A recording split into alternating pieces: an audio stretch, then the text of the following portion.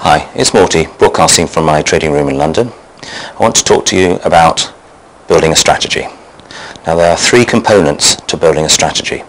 The first one is deciding the bias of the market. In other words, deciding whether you want to be long a market or short a market. Now, there are a number of ways of doing this. I have my own proprietary bias analysis called Forex bias, but you might want to use a 200 period moving average or other forms of analysis that will tell you which side the bias is. The second component is deciding on an entry level. Now, you should not use indicators since these lag and will often give you late entry points. What you need to do is work out your entry levels based on the close of the New York session, for example, a recent high or low, pivot points, or Fibonacci levels. The third component of any strategy is the most important, and this is risk management. Here you have to decide what your reward-risk ratio is.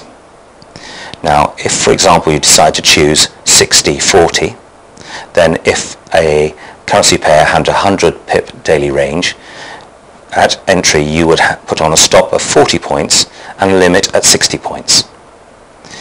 Now, the thing about adopting this risk strategy is that you will be ahead even if you are only as lucky as flipping a coin. So, for example, if you trade 4 times and 50% of the time you lose and 50% of the time you win, you will be ahead. The 2 losing trades on a 40 pip stop will be 80 pips. The 2 winning trades will be 2 times 60, which is 120 pips. 120 minus 80 equals 40. So you're 40 pips up, and all you've done is rely on flipping a coin. Risk management is extremely important. There are more sophisticated ways of doing it, but if you start from the point that your stop is always tighter than your limit, then you stand a very good chance of making a profit on a regular basis.